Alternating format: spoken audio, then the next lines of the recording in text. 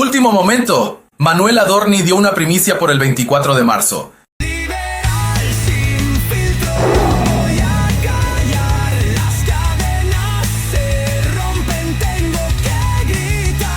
Hoy, 24 de marzo, se conmemora el Día Nacional de la Memoria por la Verdad y la Justicia.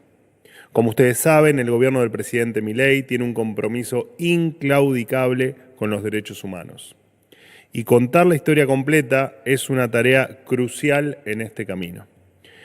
Por eso, el presidente instruyó la desclasificación total de toda la información y documentación vinculada con el accionar de las Fuerzas Armadas durante el periodo 1976-1983, así como toda otra documentación producida en otro periodo, pero sí relacionada con el accionar de las fuerzas. Esta decisión responde al cumplimiento del Decreto 4 del año 2010, que, si bien se dictó hace ya 15 años, nunca fue implementado completamente. Esto implica el traspaso absoluto de estos archivos en manos de la CIDE, la Secretaría de Inteligencia del Estado, a la órbita del Archivo General de la Nación, organismo encargado de la conservación y consulta de documentos históricos. Durante décadas, los archivos en manos de la CIDE permanecieron en las sombras y solo los gobiernos de turno tuvieron acceso a esta información secreta.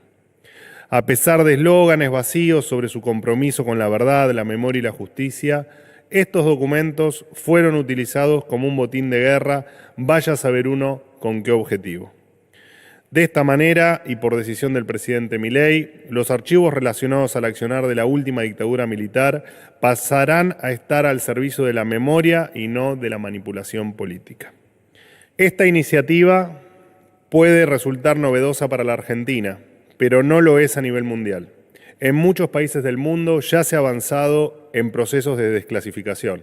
Por ejemplo, en Estados Unidos recientemente se han liberado documentos sobre operaciones encubiertas, crímenes de guerra y asesinatos políticos de figuras claves, como por ejemplo John Fitzgerald Kennedy. Incluso en el Servicio de Seguridad británico se dio comienzo a un proceso de apertura de sus archivos clasificados al público. La Argentina no puede quedar rezagada en este proceso. Lo que ocurrió en el pasado debe estar en los archivos de la historia, no en los archivos de inteligencia. En este sentido, y siguiendo la vocación de contar la historia completa, se reconocerá ante la Comisión Interamericana de Derechos Humanos que el atentado del Ejército Revolucionario del Pueblo, más conocido como ERP, a la familia del capitán Humberto Viola fue un crimen de lesa humanidad. En este atroz atentado, ocurrido el 1 de diciembre de 1974 en Tucumán, un grupo de guerrilleros, con escopetas y ametralladoras en mano, interceptaron el auto en el que el capitán viajaba con su familia. Su esposa, María Cristina Picón, embarazada de 5 meses, y sus 2 hijas, María Fernanda, de 5 años, y María Cristina, de tan solo 3 años. Después de una corta balacera, su hija menor, María Cristina, fue asesinada. El capitán Viola, gravemente herido, intentó correr en la dirección opuesta al vehículo para salvaguardar al resto de su familia y fue asesinado por la espalda de un disparo en la cabeza. Su hija mayor, María Fernanda, resultó herida también de un disparo en la cabeza. Estuvo en coma 4 meses y sufrió 8 operaciones, pero logró sobrevivir. Su esposa, que afortunadamente salió ilesa del atentado, falleció en el año 2021 después de pasar el resto de sus días bregando por justicia, dado que tuvo que ver cómo los asesinos de su hija y su esposo, de apellidos Núñez, Carrizo, Paz y Emperador, fueron liberados hacia finales de la década del 80. Como si esto fuera poco, las familias de los asesinos cobraron indemnizaciones del Estado, de acuerdo a la ley 24.043, por haber estado detenidos durante el estado de sitio. En el año 2008, la justicia argentina rechazó abrir la causa, alegando que este atentado no se trató de un delito de lesa humanidad. En 2016, la viuda del capitán Viola apeló ante la Comisión Interamericana de Derechos Humanos en búsqueda de justicia internacional. Durante la gestión del expresidente Alberto Fernández y la exvicepresidente Cristina Fernández de Kirchner, La Secretaría de Derechos Humanos, en aquel entonces conducida por Horacio Pietragala, remitió una respuesta ante la Comisión Interamericana de Derechos Humanos, donde sostenía que el atentado contra el capitán Violo y su familia no constituía un delito de lesa humanidad.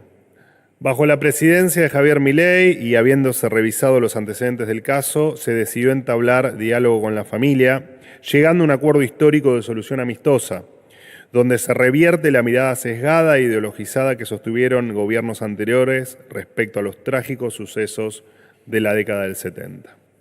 Para el gobierno del presidente Milei, el asesinato del capitán Violo y de su familia constituyó un crimen de lesa humanidad. Este 24 de marzo y todos los días es necesario tener memoria completa de la historia de nuestro país y una memoria completa de la historia de nuestras Fuerzas Armadas. Hoy, 24 de marzo, es un día de memoria, pero también debe ser un día de verdad. Durante años, la historia se ha contado de manera parcial, dejando en las sombras hechos que también forman parte de nuestra identidad como país.